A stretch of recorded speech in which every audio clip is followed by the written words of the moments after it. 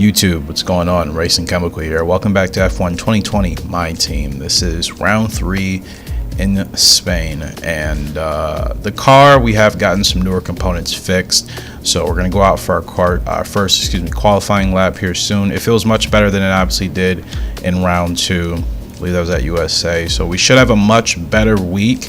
I'm not expecting us to finish probably anywhere near the top 15, but if we can at least beat a couple of cars and not finish in last, that shows some progress. So let's go out for our first hot lap.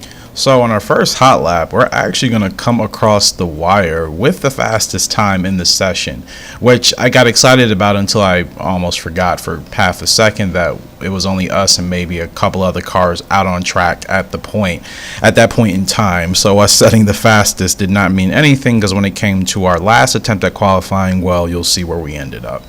So as we fast forwarded to our last attempt at trying to improve our qualifying time, we're currently starting in P20 with what we have.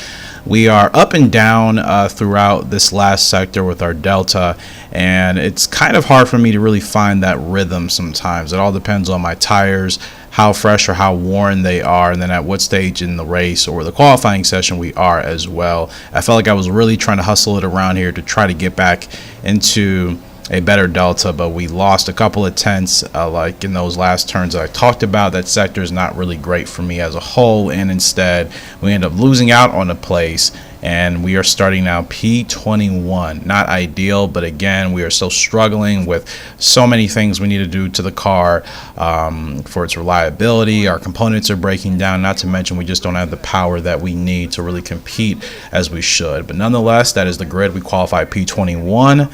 Valtteri Bottas on pole. Let's head to the grid for the Spanish Grand Prix. For Ferrari, and we've had many more iconic moments since. The circuit to Barcelona Catalunya, a track that will certainly force the drivers to push themselves. It consists of a very impressive main straight going into turn 1. It's a straight that also offers a DRS zone, so it's likely to be a hot spot for overtakes. And I'm joined once again by Anthony Davidson to bring you the lowdown for today's race. Now, let's kick off our conversation with Alexander Albon. Looks like they've got a tough race in store today, as grid penalties from changing power unit components has forced them further down the field. But on the bright side, at least those fresh components can help them maintain the power they need to come through the pack. I expect to see them take a more aggressive approach today to make up for the compromised start.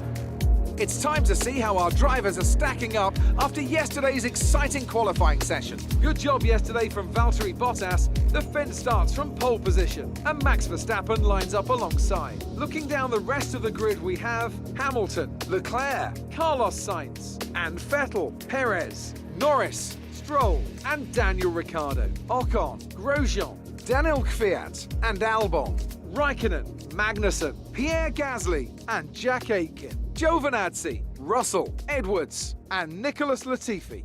It's almost time for the lights to go out. So now to our race strategy. I actually elected to go for the 2-stop because I don't feel the vehicle has the pace for us to make it to the end on a 1-stop going from the mediums to hards. Not to mention we're already lacking that raw power and speed that we need in the beginning bouts of the race, especially if we're on a harder compound tire. So we're going to start on the softs, try to keep up with at least the other midfield runners with us, and try to see if we can maybe extend our first stint on those softs out a little bit more until we get on to the mediums. That was my strategy going into this 2-stopper here for Spain. I just said Spa for my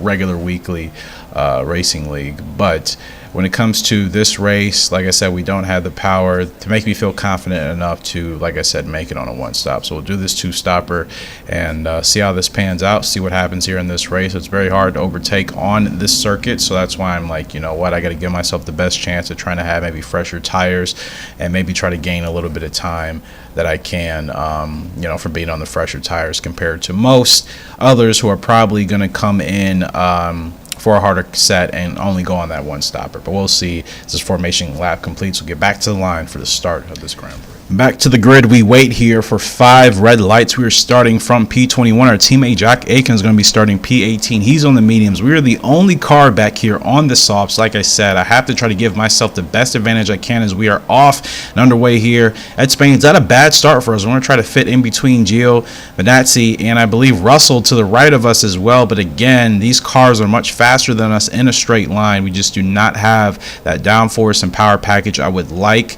And we're having to compensate for a lot of worn components on the vehicle, not to mention, like I said, things failing as well in the development of what's going to give us the most power in our vehicle. So not a bad start for us here. We're going to stick to P19 as we fast forward a little bit later into this race. So just a quick update here as we go ahead to lap 4. We've made it up into P18 to get past Giovinazzi and the Alfa Romero. And to be honest, this race was pretty boring and lackluster. It's not going to be a ton of highlights. We'll show you what I mean here very shortly, but we're feeling pretty good at this point. I felt like I could actually keep up, obviously because I'm on the softer compound tires. I just wanted to try to gain as many places and make up as much ground as I could. That way we could try to, like I said, maybe overcut some cars and extend that first stint on these soft tires. So here we are in lap 7. Again, a couple of laps ahead because there wasn't a ton of overtaking done on this circuit as is per tradition. We're currently in P13 because a lot of those top 10 runners are finally coming in for their first pit stop since they started on the soft. So we've only really made up positions just based off of them heading into the pits.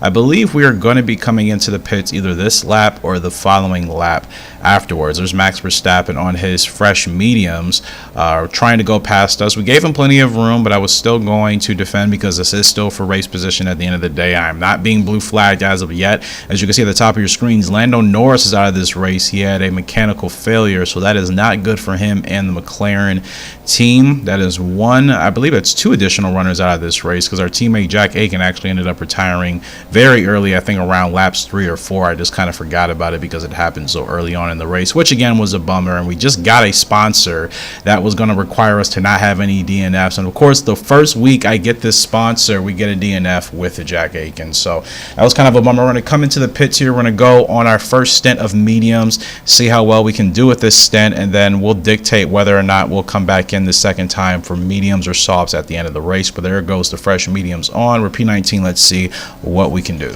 So if you pay attention to the upper right hand corner, you'll see that where we are now currently in the race is lap 29, and the last scene I left you guys off with was lap 7. That's because literally nothing happened between lap 7 and lap 29. I stayed in P19 pretty much the entire time. After pit stops rotated in and out, and everybody was on the track with their new set of whatever tires they had, I was still P19 after everything. So this was probably one of the most boring races I have ever done in quite a while in this game. Most of my races are relatively fun with a couple of entertaining points, but this race was pretty much boring after like lap 4 and things started to really settle in. And again, it's so hard to overtake on this circuit, so I was really just driving by myself, trying to keep the wear down on the vehicle a little bit and really just trying to find my groove. This is not one of my better circuits, but I was trying to improve on my apexes and some things I know my driving still needs to save a couple of tenths. It's really kind of what I used this race for once I realized I wasn't going to be able to overtake anybody. We just don't have the speed and the power to do so. But we ended up coming across the line eventually, as you'll see in the next clip, P19. So as we approach the final couple of turns here, Valtteri Bottas ended up coming across the line in P1, another win for Mercedes. We do not finish in last place, as we did at least beat Nicholas Latifi, who was still 24 seconds behind us, and we did not get a DNF. Unfortunately, our teammate Jack Aiken did, and then Lando Norris did as well. So we ended up finishing P19. Driver of the day was Daniel Ricciardo. Like I said, it was a very, very boring race. I was just glad that we got some newer components on the vehicle so I could actually make it through the race and, try to somewhat push myself. And I really did. I really was trying to push, and the only driver I really had a chance to overtake, it eventually got down to within 1.5 seconds, was George Russell. But even still, him and that Williams was a bit of a match for us, and I was just not able to get enough speed in the straights to close that gap even further. Lewis Hamilton ends up coming fourth for Mercedes. So it's not a typical Mercedes 1-2 or 1-3 podium, but we have Valtteri Bottas up there, Daniel Ricciardo and Esteban Ocon, a double podium there for the Renault Formula One team. So that is going to do them well going into round 4 here. But again, like I said, this race was really, really boring. I'm just glad that I was able to make it to the end. I felt like this was, ironically, despite the overall results, I think this was us at our most competitive, because this is the first time I really felt the most comfortable with the car. And like I said, we had some moments there where we were able to battle a couple of drivers for positions, unlike previous races where obviously we just DNF'd or we just could not keep up with anyone at all. So I can't remember what happened to Nicholas Latifi in this race. I think it was somewhat early, maybe between laps like 4 and 7, but something happened to him that pretty much put him behind the rest of the field, and he was never able to catch up. But again, we still need to improve. The durability of the car is right now one of the biggest concerns, because obviously components are wearing out much sooner. But not to mention, we have to improve our downforce package as well, and we need to get some more power into the car, because I feel like certain aspects in certain sectors, we may have the pace in there, but of course, anytime we get on a straight, because our car is so slow in a straight line, we just lose so many tenths per lap. I mean, 3 to 5 tenths sometimes, depending, just going down a straight, because like I said, we just don't have that speed and power that we need. So that is a big, big issue for us, and that's something I would like to try to amend before this season ends, just to make us competitive enough to the point where we can at least finish in the points. That is still my end goal to this series so far as we approach F1 2021. So what I'm going to do for the rest of the rounds, because there's really no point to take a full time to edit an hour's worth of racing footage. I'm just going to basically do highlights for the remainder of the races of the season. Any key moments, of course, any key clips, I will include those, but I really want to try to keep these as basic and as short as possible, to the point, just to show you what our progression would be like in the first season, and obviously give you an idea of what I'll be trying to do going into F1 2021, my team. So I think that'll be a better way to get us to the end. I want to start playing Gran Turismo as well. But I only really want to play F1 when I compete in my my weekly league. Otherwise, I haven't really been in the mood to play it that much. So I would prefer to play GT Sport and actually stream that or upload videos of that until F1 2021 comes out. So like I said, future videos I'll mainly comprise those of just the highlights here, and then kind of just explain to you what happened in the race, and anything important, like I said, I'll include the clips. That does it here, though, for today's episode. Appreciate you guys' love and support. Hopefully you will subscribe and join me on more racing fun here on this channel. Unfortunately, that's all the time I have for you guys right now, but I will see you all later. Goodbye.